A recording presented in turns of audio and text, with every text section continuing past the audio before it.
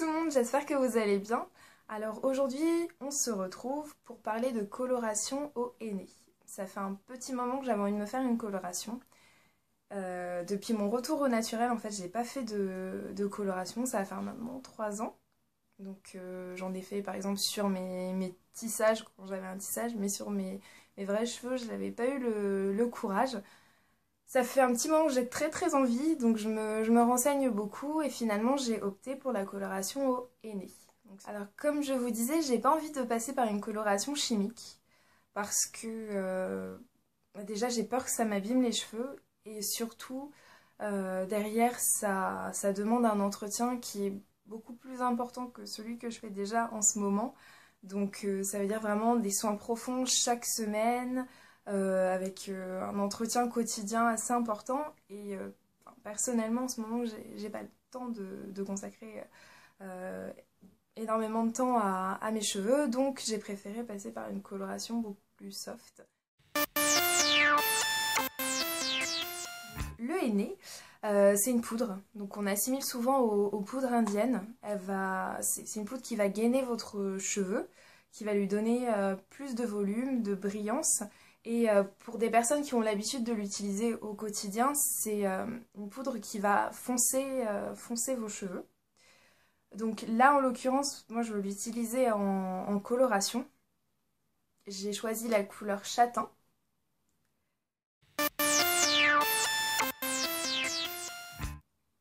Donc vous aurez besoin de henné, bien sûr.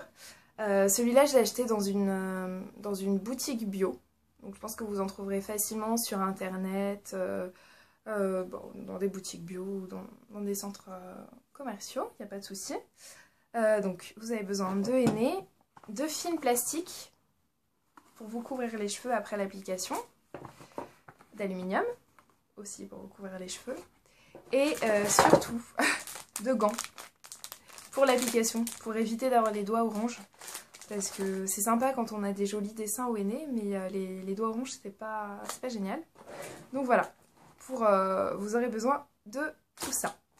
J'allais oublier, vous aurez aussi besoin d'un petit beurre de karité ou un beurre végétal, simplement pour appliquer un corps gras autour de votre visage, pour éviter en fait que la coloration n'adhère sur le front ou même sur les oreilles.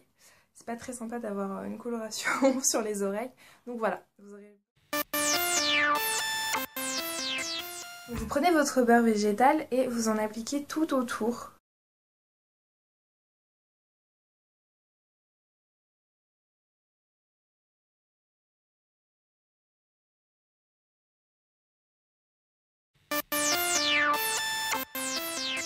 Alors là, vous allez avoir besoin d'un bol, tout simplement, d'une cuillère et donc du pot de henné. Je veux une coloration vraiment, on va dire, visible, donc je vais mettre tout le pot. Donc voilà, on a tout le pot. Ensuite, il faut que vous fassiez bouillir de l'eau chaude. Donc là, je l'ai fait. Donc je vais verser l'eau chaude.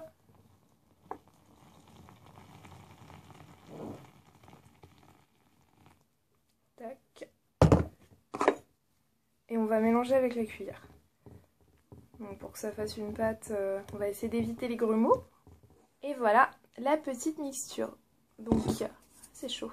On va passer à l'application maintenant et on va mettre les gants.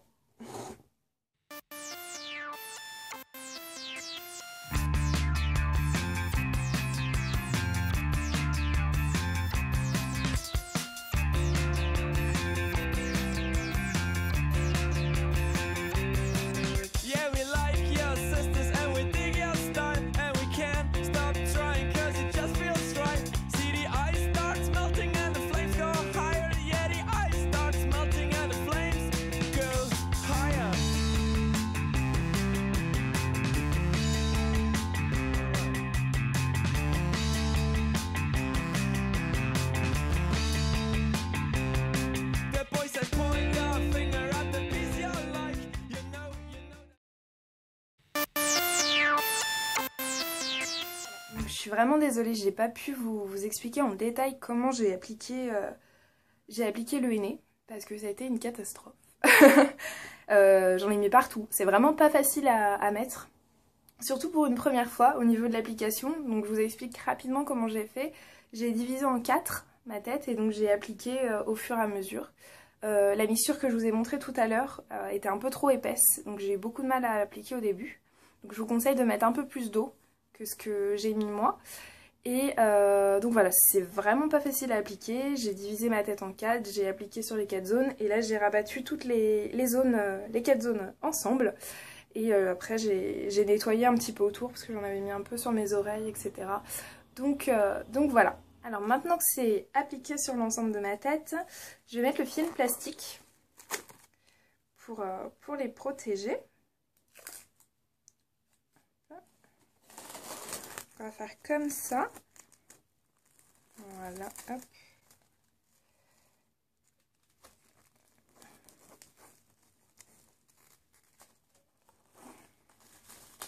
C'est pas très sexy, je vous l'accorde. Mais au moins ça va vous permettre de mieux laisser reposer votre henné sans en mettre partout. Et enfin, on va mettre du papier à loup.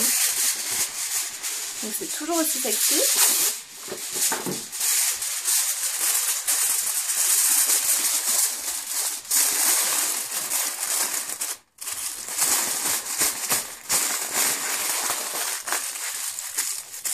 Le principe du papier alu, c'est qu'il va conserver la chaleur donc que vous dégagez au niveau de votre tête. Il va la conserver et la concentrer au niveau de vos cheveux. Comme ça, le henné pourra mieux pénétrer. Donc quel que soit le soin que vous faites, que vous fassiez un bain d'huile, un masque, il est recommandé de l'appliquer, de le laisser reposer 30 minutes sous une serviette chaude ou sous du papier alu ou sous un bonnet chauffant en fait, pour que ça pénètre bien la fibre capillaire. Donc là... Donc voilà, là j'ai mis donc le film plastique et le papier alu. Je vais laisser reposer pendant 5 heures. Donc autant vous dire que il faut que vous preniez pas mal de temps pour une application au henné, sachant que c'est pas comment dire, une coloration forte, il faut quand même un certain temps avant que ça pénètre. Donc le minimum c'est 2 heures. Moi j'ai un petit peu de temps cet après-midi, donc je vais le laisser 5 heures. Et puis bah, on se dit dans 5 heures, comme ça je vous présenterai le résultat. Donc voilà les filles, après les 5 heures de pause, donc là vous comprendrez qu'on est le lendemain de la pause parce que j'avais pas du tout j'avais pas la force, j'avais pas le courage de vous faire la suite de la vidéo le jour même. Donc là on est le lendemain, je me suis rincé les cheveux. Après donc les 5 heures de pause, j'ai ensuite fait un shampoing, tout simplement. Donc comme je vous le disais dans ma routine capillaire été, donc là j'avais fait un article sur mon blog, je vous avais présenté les produits Aménaïde. Donc là c'est les produits que j'ai utilisés tout l'été pour me laver les cheveux. Donc là j'ai juste fait un shampoing et un après-shampoing. Après avoir rincé abondamment le henné, pardon. J'ai vraiment bien rincé parce que ça laissait quand même des petits grains, des petits résidus, donc il faut vraiment que vous rinciez bien vos cheveux. Donc voilà, après avoir rincé, j'ai fait 2 shampoings pour vraiment tout enlever. Et ensuite j'ai fait un après-shampoing donc pour réhydrater mes cheveux après les 2 shampoings. Je suis assez mitigée au niveau du résultat. L'objectif c'était d'avoir une coloration. Donc comme vous pouvez le constater, au niveau de la couleur, j'ai quelques reflets. Je pense que là, la caméra, vous les verrez pas bien. Mais j'ai vraiment des petits reflets de couleur. Rien de fou. Mais par contre, au niveau de la texture, je suis super étonnée. Parce que mes cheveux sont super bien hydratés. J'ai fait mon twist out. Les boucles, elles sont vraiment superbes. Je sens vraiment que mes cheveux sont bien nourris, bien hydratés. Et la texture est vraiment géniale. J'avais un petit peu peur justement après avoir enlevé le henné. Étant donné que j'ai eu beaucoup de mal à l'enlever. J'avais un peu peur que mes cheveux soient secs. Mais honnêtement, je suis vraiment super satisfaite par ce masque. Donc niveau coloration, je pense que j'aurais pu être un peu plus audacieuse, parce que c'est vrai que je suis partie sur du châtain, donc c'est vrai que j'ai pas pris énormément de risques. La prochaine fois, je prendrai le Auburn pour tester. J'espère qu'il y aura un peu plus de résultats que là. Mais sinon, je pense que c'est un masque que je vais inclure dans ma routine capillaire parce que c'est vraiment... je suis vraiment super contente du résultat. Donc voilà. J'ai vécu avec moi ma première expérience avec du henné. J'espère que ça vous a éclairé, ça vous a donné envie d'essayer. Moi personnellement, comme je vous ai dit, je suis très satisfaite au niveau de la texture. C'est vraiment génial.